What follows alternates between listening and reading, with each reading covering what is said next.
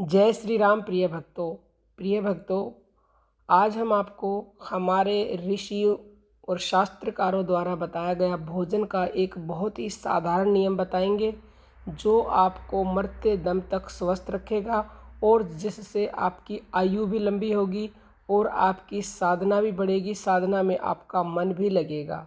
देखिए प्रिय भक्तों, आप सब ने ये कहावत अवश्य ही सुनी होगी कि जैसा खाए अन्न वैसा बने मन, यानी कि जैसा आप भोजन करोगे वैसा ही आपका मन बन जाता है।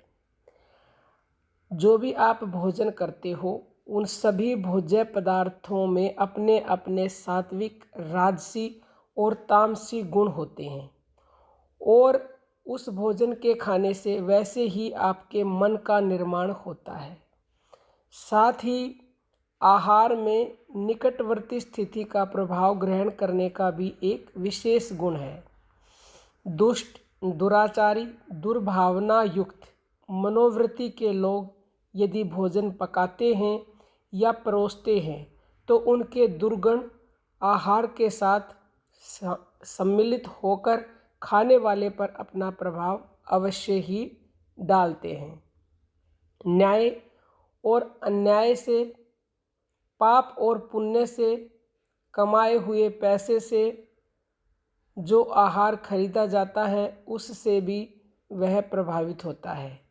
अनीति से कमाई से जो आहार बनेगा वह भी अवश्य ही उसके उपभोक्ता को अपनी बुरी प्रकृति से प्रभावित करेगा। उपनिषदों के ऋषियों ने जो भोजन बताया है सभी के लिए बताया है, लेकिन जो खासकर साधना करते हैं, नाम जब भक्ति करते हैं, उनको तो सतोगुणी आहार ही अपनाना चाहिए। सतोगुणी आहार नहीं खाएंगे तो साधना में कभी भी आगे आप नहीं बढ़ पाएंगे। और आजकल जो कलयुग में हम भोजन करते हैं, ये एक कारण है कि साधक के मन पर उसका प्रभाव पड़ता है और उस भोजन से फिर तामसी गुण पैदा होते हैं, आलस आता है, निद्रा आती है, साधना करने का मन नहीं करता है। और चाहे कोई साधना ना भी करे तो भी अगर आप तमोगुणी भोजन खाओगे तो आपकी उम्र घटेगी, आपको बीमारियां घेर लेंगी। तो आज आपको इन बातों का अवश्य ही ध्यान रखना है। शास्त्रकारों ने ये कहा है कि मद, मांस, मिर्च, तीखे मसाले युक्त, चटपटे, उत्तेजक, नशीले, ग्रिष्ट और बासी तमोगुणी प्रकृति के पदार्थ त्याग देने योग्य हैं। सभी को त्याग देने चाहिए। ये जीवन रक्षा के लिए जो अन्न औषधि रूप समझकर भगवान का प्रसाद मानकर ग्रहण किया जाएगा वह शरीर और मन में सतोगुणी स्थिति पैदा करेगा।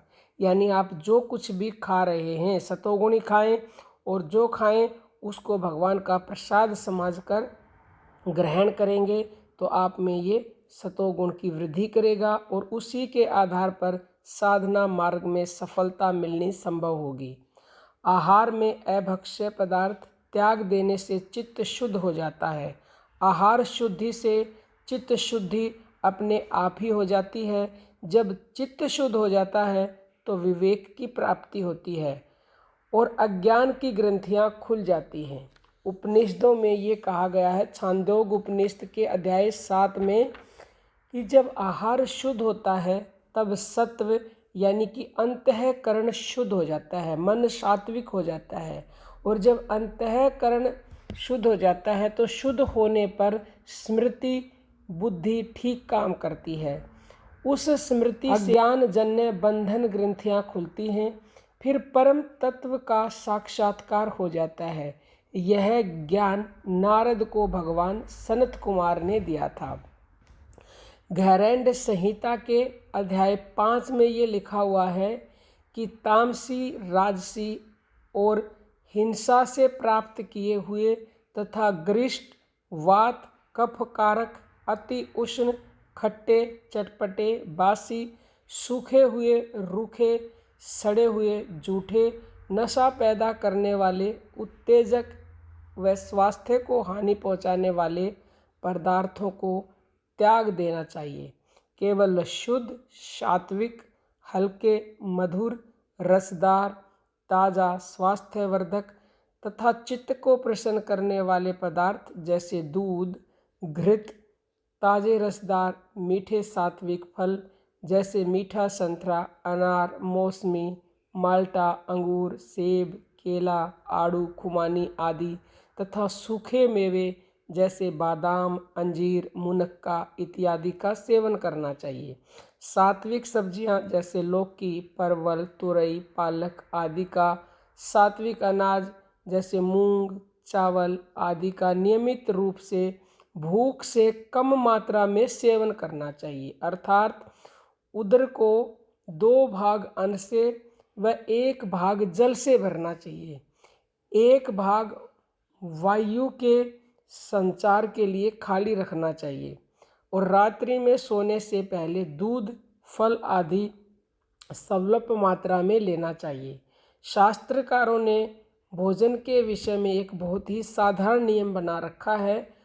उनके मत के अनुसार ये नियम है कि भूख से आधा पेट अन्न खाएं, जल चौथाई पिएं और चौथाई वायु संचालन हेतु खाली रखें। घैरेंड ऋषि का भी यही कथन है। घैरेंड संहिता अध्याय 5 के 22वें श्लोक में, दोहा योग साधक स्वाद को वश में रखता है, परंतु साधारण मनुष्य स्वाद के वशीभूत होकर शरीर में आसक्ति और ममता के साथ खान पान आदि के व्यवहार में लिप्त रहता है। यही साधारण व्यक्ति और योग साधक में अंतर है। योगा अभ्यासी को मांस, मछली, अंडा, सभी प्रकार के मादक पदार्थ तथा तीक्ष्ण भोज्य पदार्थों को सर्वथा त्याग देना चाहिए। उनके सेवन की अपेक्षा निराहार रहना ही उत्तम है। यह जानकारी आपको पसंद आई होगी और आप भी कोशिश करेंगे कि सात्विक भोजन ग्रहण करें और भूख से हमेशा कम खाएं, तो आप 100 सालों तक स्वस्थ रह सकते हैं। हमारे ऋषि मुनि पहले बहुत लंबी उम्र जीते थे। उनका एक रहस्य यही था कि वो सात्विक खाते थे, भूख से कम खाते थे और जिस चीज़ के लिए शरीर बना हुआ है वही चीज़ें खाते थे। क्योंकि ये अगर गाड़ी पड़ी है डीजल की, पेट्रोल डालोगे तो कब तक चलेगी, नहीं चलेगी। इसी तरह हमारा ये शरीर भी सात्विक आहार के लिए बना है, तो हम सात्विक ही खाएं और स्वस्थ रहें। कोई प्रश्न हो कमेंट कीजिएगा। जय श्री राम।